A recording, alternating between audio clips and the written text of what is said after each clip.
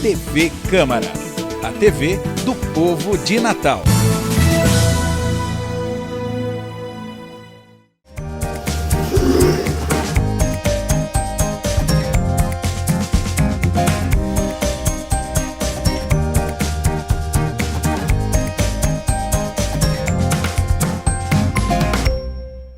Olá, está começando o programa Com a Palavra, um espaço aberto pela TV Câmara para que o parlamentar possa apresentar suas ideias e ações. E nesta edição eu recebo a vereadora pelo PT, Divaneide Basílio. Seja bem-vinda, vereadora. Muito obrigada, estou aqui inaugurando no Com a Palavra, muito feliz em poder participar desse espaço. Vereadora, que avaliação a senhora faz desses 6 primeiros meses de atividades na Câmara Municipal? São 6 primeiros meses de muito trabalho, de muita dedicação. Acredito que o fazer parlamentar exige de nós essa dedicação, atenção, e acho que esse empenho, porque como eu venho representando as comunidades, a representatividade importa muito, as pessoas esperam de nós uma atuação qualificada e eu acredito que esse balanço vai nos possibilitar olhar para tudo que a gente produziu, ver o que é que a gente acertou, ver o que mais a gente pode propor. A senhora assumiu o mandato, com a eleição da atual deputada federal Natália Bonavides e chegou à Câmara trazendo uma discussão de gênero, de raça, da presença da mulher. É importante ter essa pluralidade no parlamento? Exatamente, porque a gente precisa falar do nosso lugar social. A identidade importa muito, porque a identidade e representatividade. Veja bem, só tem eu aqui de vereadora negra. Isso é um símbolo, significa dizer que a gente precisa ampliar muito mais, a gente precisa trazer outras mulheres para o debate, mas também temos que fortalecer a pauta específica das mulheres negras e a gente tem feito esse recorte de gênero, raça e classe, entendendo que eles não andam separados, andam juntos.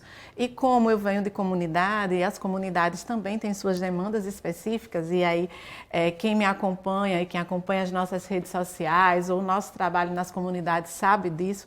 A gente inclusive criou um espaço chamado Pé na Comunidade, porque ação no parlamento, mas ação também nas ruas, na comunidade, ouvindo as pessoas, fazendo roda de diálogo, ouvindo suas principais reclamações, porque ao ouvir, a gente tem condição de propor com muito mais qualidade. E o trabalho do parlamentar é legislar, fiscalizar. A senhora é uma vereadora de oposição, não é isso? Exatamente. Ao governo, à Prefeitura Municipal de Natal. Isso, e esse papel de fiscalizar, de ser oposição, não é um papel apenas do denuncismo, é um papel sério de fazer denúncias quando forem necessárias, de fiscalizar, de acompanhar, de monitorar, mas também de propor, de apresentar saídas, de apresentar soluções. Nós fizemos um trabalho de escuta, de ouvir, por exemplo, universidade. A universidade tem aqui áreas como o Mutirum, como o Georrisco, como o NUPED, núcleos de estudo que trazem verdadeiras alternativas para as áreas de qualificação de risco na nossa cidade, apresentando saídas como urbanização de algumas áreas, e a gente precisa ouvir esses estudiosos. A gente está aqui às vésperas dessa votação, desse debate sobre o plano diretor, já está aí batendo na porta e a gente precisa se preparar, e a gente só se prepara ouvindo a comunidade que será beneficiada com essa ou aquela política, mas também os especialistas, e nós temos tido esse cuidado de ouvir a comunidade, mas sempre de equilibrar ouvindo especialistas e estudiosos no tema. E falando nesse assunto, entrando um pouquinho já nesse debate de plano diretor, de planejamento da cidade, a senhora visitou algumas áreas de risco, como a comunidade do Jacó, a Rua Santa Luzia, lá na Zona Norte, regiões que passaram por dificuldades sérias durante o período das chuvas em Natal. Exatamente. E aí, o que é que foi constatado nessas visitas e como é que essa visitação da senhora pôde colaborar com uma possível solução para o problema, ainda que seja uma solução futura? Como eu estava falando, a gente, ao escutar esses estudiosos, a gente se subsidia para poder intervir melhor. Nós fizemos uma opção na Comissão de Direitos Humanos, a nossa comissão iniciou as ações justamente pelas áreas de risco, entendendo que nessas áreas de risco vivem pessoas e que não dá para dialogar direitos humanos e não perceber onde estão as pessoas que mais precisam dos direitos humanos, dos seus direitos protegidos.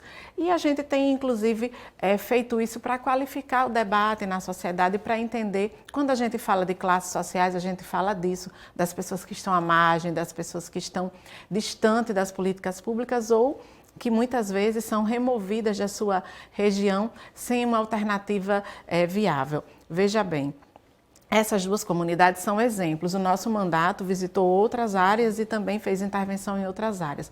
Mas essas duas a gente fez conjuntamente com outros parlamentares pela comissão.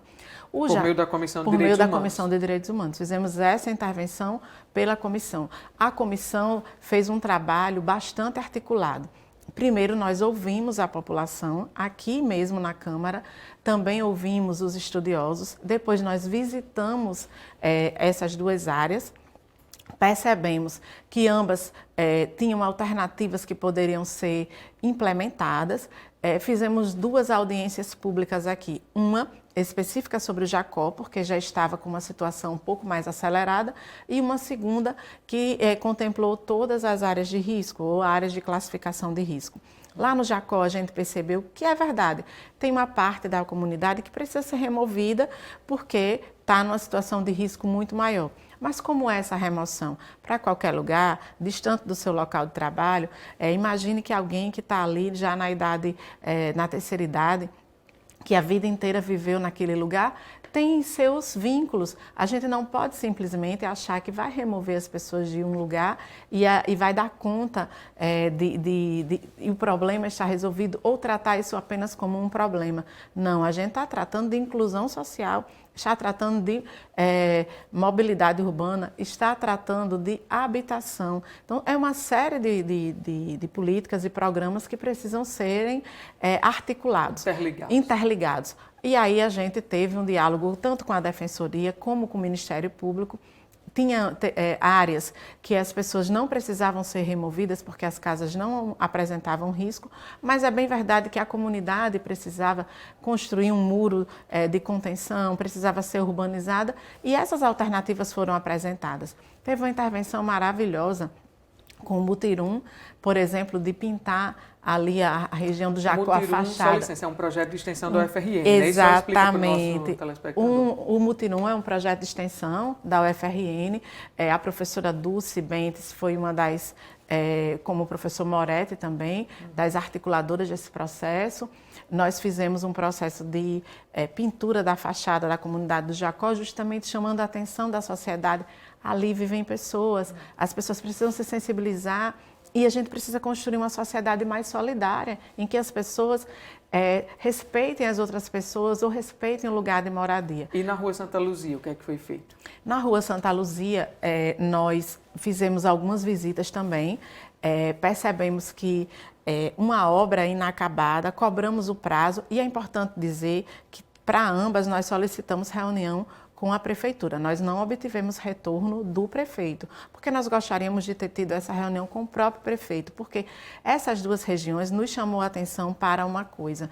A cidade pode ter tragédias. A gente viu aí como o Brumadinho, a gente já viu aí como aconteceu na própria comunidade de Mãe Luísa.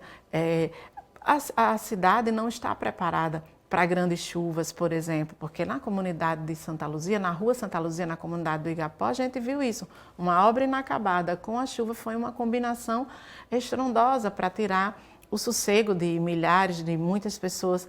E a gente apresentou uma solução, um fundo de emergência. Apresentamos esse projeto de lei.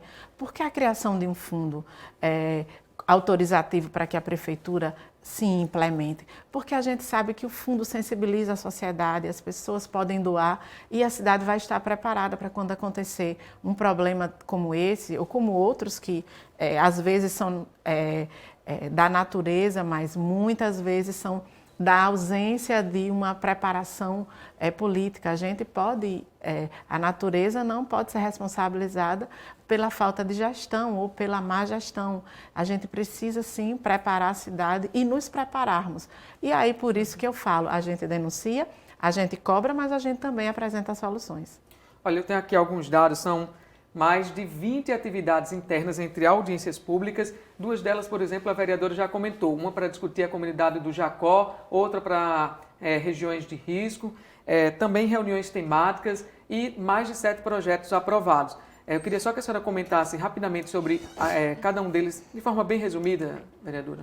Isso, nós fizemos uma tarefa aqui na Câmara que foi recuperar o legado da esquerda. Então, nós subscrevemos alguns projetos que estavam aqui parados ou que a gente entendia que eles eram muito importantes e que eles precisavam vir para o centro da discussão, como, por exemplo, subscrevemos o projeto da Comenda Marielle Franco, subscrevemos o projeto de economia solidária que em breve deve vir para o plenário, subscrevemos o projeto da transcidadania, da LGBT cidadania, subscrevemos também um projeto que trata da relação de que pessoas que mantêm relações homoafetivas possam se inscrever em programas de habitação. Esse foi aprovado.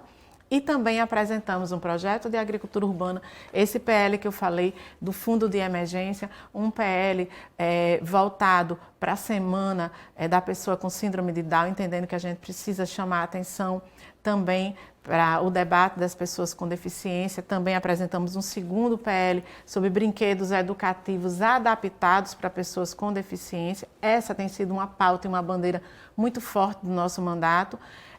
E também apresentamos aí projeto de lei para criar a comissão, a Frente Parlamentar de Soberania Alimentar, porque não dá para a gente trazer o debate da economia solidária, da agricultura urbana e não casar com um debate mais permanente na casa. Por isso, nós acreditamos que a gente tem que ter uma Frente Parlamentar de Soberania Alimentar, porque a gente vai estar discutindo saúde, o equilíbrio, além do mais, geração de renda também para as comunidades que produzem em seus quintais ou para as escolas que podem ter um processo educativo estimulando as hortas comunitárias e uma alimentação saudável sem agrotóxicos.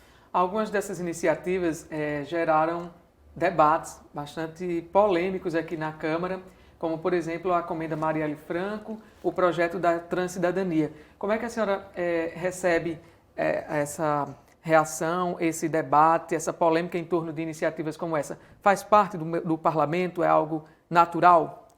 O debate faz parte do parlamento, mas eu lamento muito que faça parte do parlamento a reprodução de preconceitos. Eu acho que o parlamento deveria ser uma casa em que a gente pudesse incluir toda a diversidade.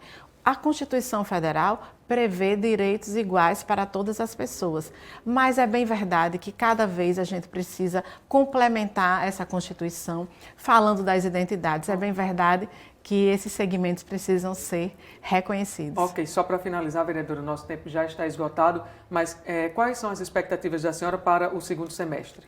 Nesse segundo semestre, eu espero que a gente possa aprovar alguns dos projetos que estão tramitando na casa, que a gente continue mantendo esse pique de trabalho nas comissões, que a gente continue fazendo esse trabalho nas comunidades. Okay. Acho que a gente acertou o passo e as comunidades precisam disso. Ok, obrigado, vereadora. Eu que agradeço. Esta edição do programa Com a Palavra, com a vereadora Divaneide Basílio, fica por aqui. Outras informações sobre o Legislativo Natalense e a cidade, você confere ao longo de nossa programação.